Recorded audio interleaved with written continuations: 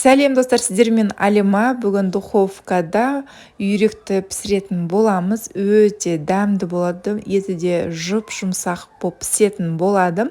Қалай жасалу жолы видео барысында көрсететін боламын. Видеоның соңына дейін көріңіздер.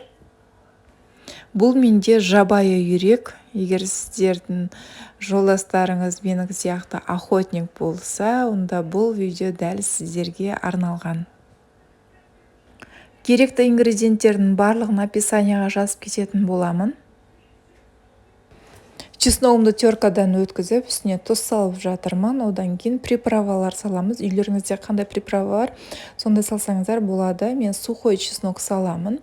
Тауыққа арналған приправа саламын и кішкене паприка салатын боламын. Ол қалауларыңызбен, егер ашты болған қаламасаңыздар, салмай қойсаңыздар болады. И майонез салып, жақсылап араластыратын боламын. Бұл біздің соусымыз болады, үйрекке жағатын.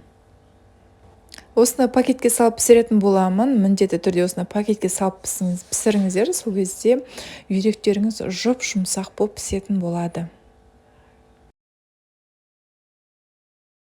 Екінші соусымызды жасаймыз. Ол бізде соя мен қант. Егер де тәтті болған қаламасаңыздар, қант салмай қойсаңыздар болады, тек сояны қолдансаңыздар болады. Үйрегімізді осылай тіс ұшқышының көмегімен жақсылап тесіп аламыз. Ол біздің соусымыз жақсы сіну үшін қажет. И жаңағы жасалған соусымызды жақсылап асты, үсті, ішіне барлық жеріне жағып болғаннан кейін үстіне соямызды жағып шығамыз. 2 тал алмамызды үйрегіміздің ішіне саламыз. Үйректерімді жақсылап соусты жағып пакетке сап қойдым. Картоппен сәбізіме қалған соусымды салып, жақсылап араластырып пакетке барлығын бірге салып жатырмын. Аузын буып, қызып тұрған 220 немесе 200 градустағы пеште 1,5 сағат пісіретін боламыз. Сол кезде біздің үйрегіміз өте жұмсақ болып пісетін болады.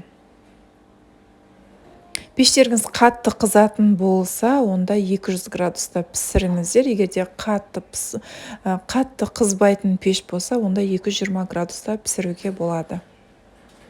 Пакетімді тіс шығышпен тесіп қоямын. Біздің пакетіміз духовкаға салған кезде ісінеді. Сол кезде жарылып кетпес үшін осылай тіс шығышпен 5-6 жерінен тесіп қойыңыздар. Бұл да міндетті. 1,5 сағатта 200 градустағы пеште менің үйрегім толықтай пісті, өте жұп-жұмсақ болып піседі. Картошка сәбізімізде піседі. Мен мына жерде түспей қалыпты. Мен кішкене тәтті бұрыштарды, көкөністерді араластырып жіберемін картошка сәбізіме. Біз қазір үйрегімізге қайтадан соевый соусымызды жағамыз.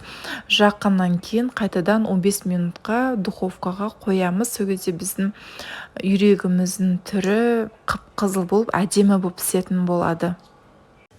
Міне қыздар, біздің үйрегіміз толықтай 1 сағат 45 минутта осылай қып-қызыл болып, әдемі болып пісті. Гарнирге кез келген күріш болмаса, осылай мен сияқты гречка жасасаңыздар болады. Менімен бірге болғандарыңыз үшін рахмет. Сіздермен бірге болған Алима Жарымбек қызы.